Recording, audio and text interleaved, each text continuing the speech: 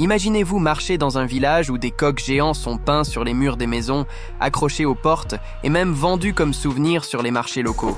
Non, ce n'est pas une blague. Ici, le coq est un symbole sacré de fertilité et de protection spirituelle. Les familles croient qu'il repousse les mauvais esprits, assure la prospérité et protège le foyer. Mais ce n'est que le premier choc dans une longue liste de coutumes qui défie tout ce que nous connaissons. Ici, le bonheur vaut plus que l'argent. Fumer est illégal. La télévision n'est arrivée qu'en l'an 2000 et le tourisme est si contrôlé que seuls ceux qui perdent cher peuvent percer ses secrets. Je parle du Bhoutan, un pays qui semble figé dans le temps, protégé par des montagnes sacrées et guidé par des principes que le monde moderne peut trouver étranges. Préparez-vous, car vous allez découvrir l'un des pays les plus mystérieux, spirituels et surprenants de la planète.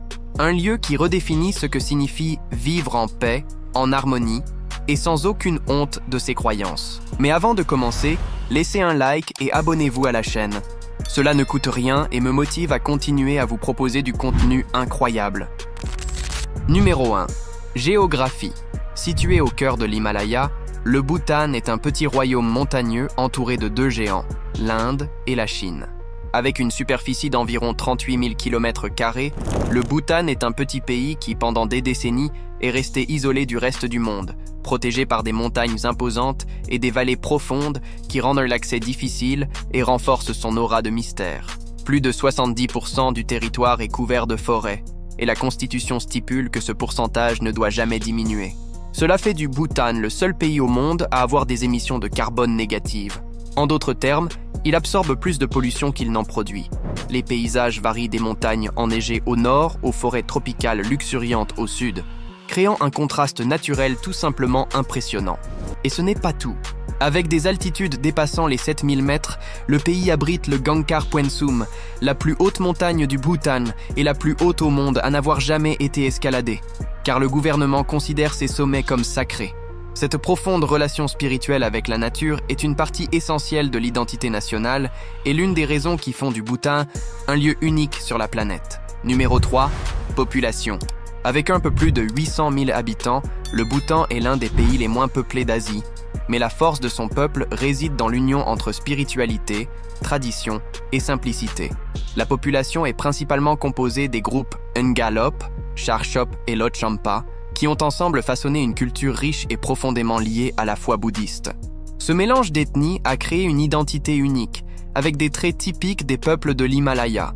Visages arrondis, yeux bridés, peau claire et cheveux foncés. Beaucoup portent avec fierté les vêtements traditionnels, le go pour les hommes et le kira pour les femmes, obligatoires dans les administrations publiques et les écoles. La langue officielle est le dzongkha, dérivé du tibétain, mais le pays abrite une incroyable diversité linguistique, avec plus de 20 dialectes différents parlés dans les vallées et les régions montagneuses. L'anglais est également largement enseigné dans les écoles et utilisé dans les documents officiels, ce qui facilite la communication avec les étrangers. La structure démographique du Bhoutan est relativement jeune. Environ 60% de la population a moins de 30 ans, bien que le nombre de personnes âgées augmente lentement. L'espérance de vie est d'environ 73 ans, et le taux d'alphabétisation dépasse les 70% grâce à des investissements constants dans l'éducation publique. Malgré la jeunesse de sa population, le mode de vie est calme et guidé par des valeurs spirituelles. Le respect des moines, la méditation et la vie communautaire sont des piliers de la société. Ici, la vie quotidienne est marquée par des rituels, des symboles et des croyances qui traversent les générations. La religion et la nature s'entrelacent si intensément que beaucoup croient que les montagnes sont les demeures d'esprit et que chaque rivière ou arbre abrite une énergie sacrée. Numéro 4. Spiritualité. La religion est l'âme du Bhoutan. Le pays tout entier respire la spiritualité et le bouddhisme Vajrayana, également connu sous le nom de bouddhisme du tonnerre, est présent dans tous les aspects de la vie, de la politique à l'architecture, des rituels quotidiens à la manière dont le peuple envisage la mort. Cette branche du bouddhisme est profondément mystique, riche en mantras, méditations et symboles ésotériques qui visent l'équilibre entre le corps, l'esprit et l'âme. Dans presque tous les villages, on trouve des monastères colorés et des dzongs, des forteresses qui servent de centres religieux et administratifs. Les moines sont des figures centrales de la société et vivent dans des monastères isolés dans les montagnes, consacrant leur vie à la prière, à l'étude et à la contemplation. beaucoup commencent ce voyage dès l'enfance, apprenant la philosophie, l'astrologie, la médecine traditionnelle et les rituels sacrés. Partout dans le pays, des drapeaux de prière flottent au vent sur les pentes et les ponts, portant des messages de compassion et de sagesse aux quatre coins du monde. Ils représentent le souhait bhoutanais de répandre des bénédictions non seulement pour eux-mêmes, mais pour tous les êtres vivants. Un autre élément omniprésent est les moulins à prière, des cylindres métalliques qui tournent avec le vent ou au toucher des gens, récitant symboliquement des milliers de prières à chaque tour. Mais la spiritualité bhoutanaise va au-delà des temples. Le peuple croit que la nature est sacrée. Les montagnes, les rivières et les forêts sont considérées comme les demeures de divinités et d'esprits protecteurs. C'est pourquoi escalader des sommets ou chasser des animaux est considéré comme une offense aux dieux. Cette vision spirituelle renforce le respect du Bhoutan pour l'environnement et explique pourquoi le pays est l'un des plus préservés de la planète. Si vous aimez la vidéo, laissez un like et abonnez-vous à la chaîne pour plus de contenu comme celui-ci. Numéro 5. Gouvernement. Le Bhoutan est une monarchie constitutionnelle, mais bien différente de celle que nous connaissons. Ici, le roi ne vit pas entouré de luxe ou d'armées de serviteurs. Il est vu comme un père spirituel du peuple. L'actuel monarque, Jigme-Khesar Namgyel Wangchuk, est connu sous le nom de roi dragon et est extrêmement respecté pour son humilité et sa proximité avec les citoyens. Jusqu'au début des années 2000, le Bhoutan était une monarchie absolue, mais le roi lui-même a décidé d'ouvrir la voie à la démocratie. En 2008, le pays a organisé ses premières élections parlementaires, marquant le début d'une nouvelle ère politique. Même avec cette ouverture, le Bhoutan a conservé la monarchie comme symbole d'unité et d'équilibre. Le roi continue d'exercer une grande influence, mais désormais dans un système moderne, avec un parlement et une constitution. Ce qui attire le plus l'attention, c'est que la base de toute la politique nationale n'est pas le profit, mais le bonheur. Le Bhoutan est le seul pays au monde à mesurer le succès par l'indice de bonheur national brut, créé officiellement en 1972. Ce concept cherche à garantir que les décisions du gouvernement privilégient le bien-être spirituel, émotionnel et environnemental de la population, et non seulement la croissance économique. Cet indice repose sur 4 piliers: une bonne gouvernance, un développement durable, la préservation de l'environnement et la promotion de la culture. Ainsi, au lieu de se concentrer uniquement sur des chiffres, le pays évalue si les gens vivent avec un sens, en paix et en harmonie. Cette philosophie a transformé le Bhoutan en un exemple mondial d'équilibre entre tradition et modernité, montrant qu'il est possible de gouverner avec compassion plutôt qu'avec ambition. Yeon numéro 6, économie. Tout comme le gouvernement, l'économie du Bhoutan est également guidée par des principes spirituels et durables. Ici, la croissance matérielle ne passe jamais avant le bien-être collectif. La base économique repose sur l'agriculture traditionnelle, pratiquée de manière organique et en harmonie avec l'environnement. La majorité de la population vit à la campagne, cultivant du riz, du maïs et des légumes sur les terrasses des montagnes, tandis que les petits villages s'échangent des produits locaux sur des marchés communautaires. Un autre pilier important est l'énergie hydroélectrique, générée par les rivières qui descendent des glaciers de l'Himalaya. Cette source d'énergie propre est principalement exportée vers l'Inde et représente une grande partie des revenus nationaux. Le tourisme, bien que restreint, joue également un rôle important. Le gouvernement adopte une politique de haute valeur, faible impact, imposant des frais élevés aux visiteurs pour limiter leur nombre et protéger la culture et l'environnement. Cela entraîne moins de touristes, mais avec une plus grande qualité et un respect pour la culture. Cette politique a transformé le Bhoutan en une destination exclusive, réservée à ceux qui recherchent des expériences spirituelles et culturelles authentiques. Ainsi, le Bhoutan démontre que le véritable développement ne se mesure pas par les usines, les gratte-ciel ou les foules de touristes, mais par l'équilibre entre le progrès, la nature et le bien-être du peuple. Numéro 7. Festival. La spiritualité est si présente dans la vie du peuple bhoutanais que même les fêtes du pays transcendent le simple sens de la célébration. Ce sont des actes de foi, de dévotion et de purification spirituelle. Les événements les plus sacrés sont connus sous le nom de Chechu, célébrés chaque année dans presque tous les districts du pays. Pendant plusieurs jours, les monastères se transforment en scènes vivantes, où des moines masqués exécutent les danses cham, des rituels mêlant art, méditation et théâtre sacré. Chaque mouvement des danses a une signification spirituelle. Certains représentent la compassion, d'autres la victoire de la lumière sur les ténèbres, et d'autres encore symbolisent le cycle de la réincarnation.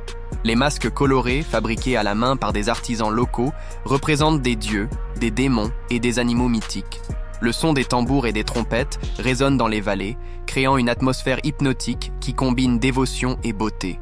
Le public participe en silence et avec respect, croyant que regarder ces danses purifie l'âme et porte chance pour l'année à venir. Parmi tous les Tcheshus, le plus célèbre est le Paro Tcheshu, organisé dans la vallée de Paro. Le moment le plus attendu a lieu à l'aube du dernier jour, lorsque les moines déroulent le tanka, un immense tissu sacré portant l'image de Guru Rinpoché, le saint qui a apporté le bouddhisme au Bhoutan.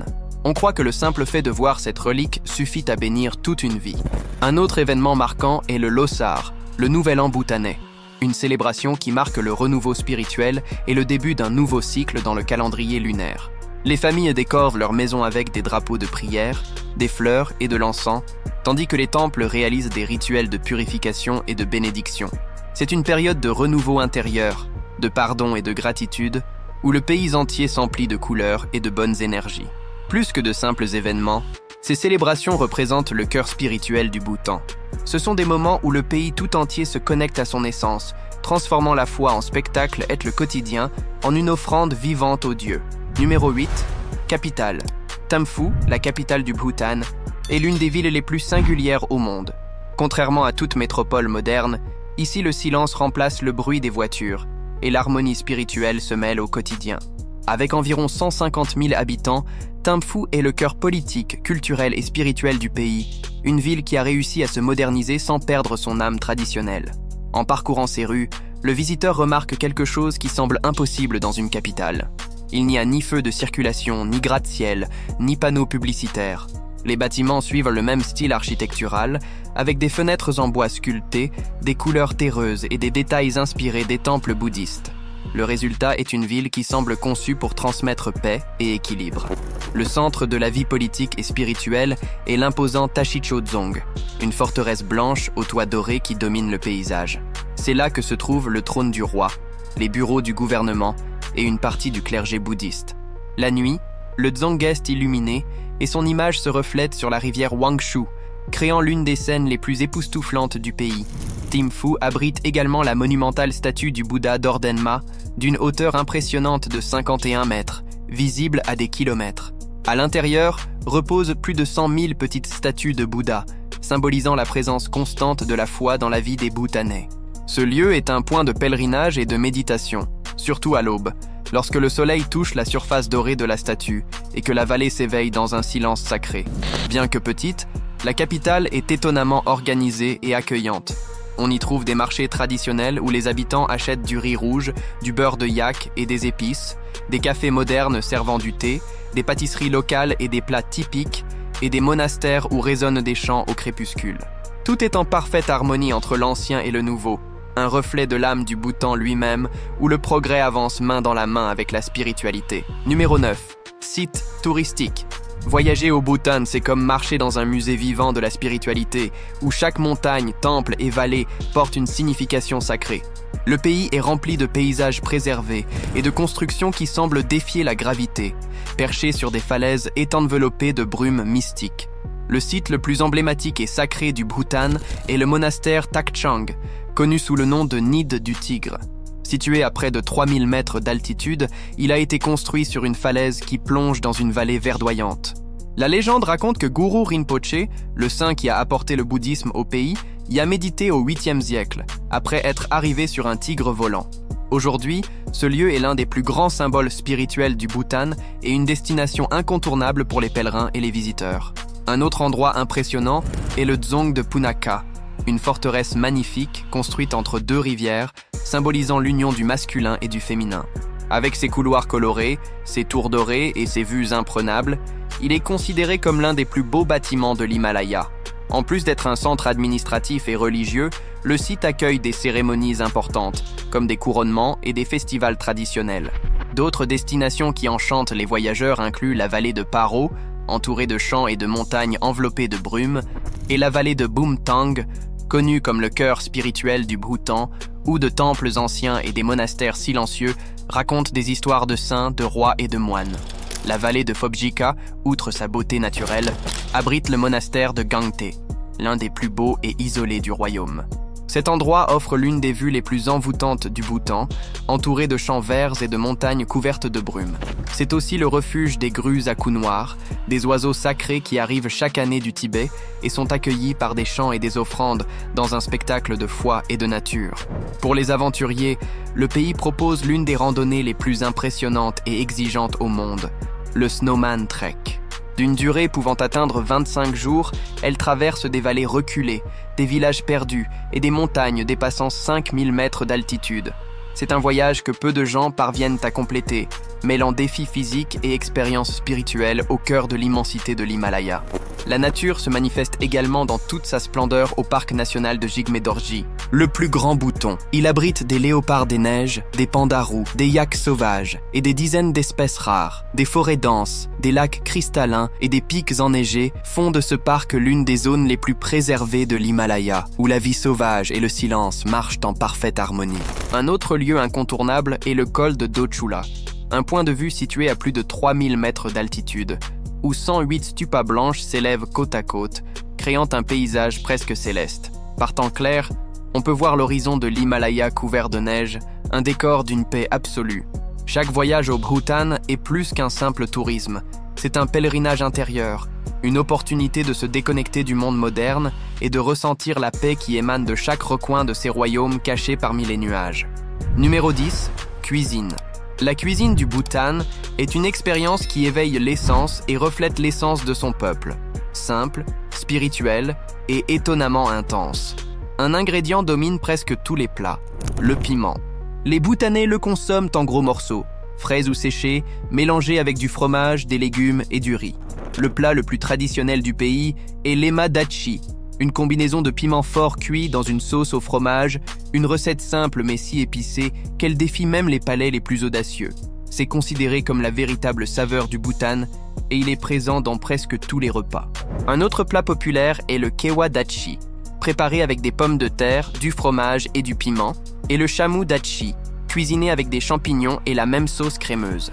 Dans de nombreux foyers, le riz rouge de l'Himalaya est la base de presque tous les repas et est considéré comme un aliment sacré. Il est légèrement sucré et a une texture ferme. Les thés au beurre de yak et le suja, une boisson traditionnelle faite de thé, de beurre et de sel, sont servis fréquemment, surtout dans les régions froides. Quant à l'ara, une boisson alcoolisée artisanale faite de maïs, de blé ou de riz fermenté, elle est consommée lors des festivals et des célébrations. Les repas sont simples, mais pleins de sens. Manger en silence est courant, comme une manière de respecter la nourriture et de remercier la nature. Numéro 2.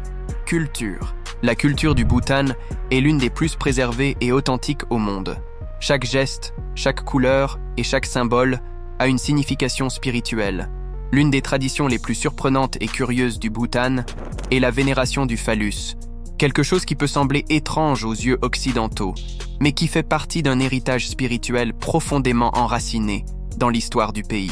Cette pratique millénaire est présente dans les maisons, les temples et même les écoles, où de phallus sont peints sur les murs, sculptés dans le bois et utilisés comme amulettes protectrices. Beaucoup sont colorés, ornés de rubans, d'yeux et même d'ailes. Ces représentations ont pour but de repousser les esprits maléfiques, d'attirer la prospérité et d'assurer l'harmonie familiale. Mais vous vous demandez probablement d'où vient cette tradition si inhabituelle. Son origine est liée à la figure de Drukpa Kunle, un moine bouddhiste du XVe siècle, connu sous le nom de fou divin. Il est devenu une légende pour avoir enseigné le bouddhisme de manière irrévérencieuse, utilisant l'humour, la sexualité et même des comportements provocateurs pour défier les dogmes religieux de son époque. Pour lui, le phallus représentait la force créatrice de la vie et devait donc être célébré, non dissimulé. Il croyait que l'énergie sexuelle, lorsqu'elle était équilibrée et bien comprise, était une voie vers l'illumination spirituelle. Aujourd'hui encore, les Bhoutanais croient que ces images ont le pouvoir de repousser le mal et de porter chance. Dans de nombreux villages, il est courant de voir des familles décorer leur maison avec ces symboles avant une récolte ou un mariage, comme une forme de bénédiction et de protection.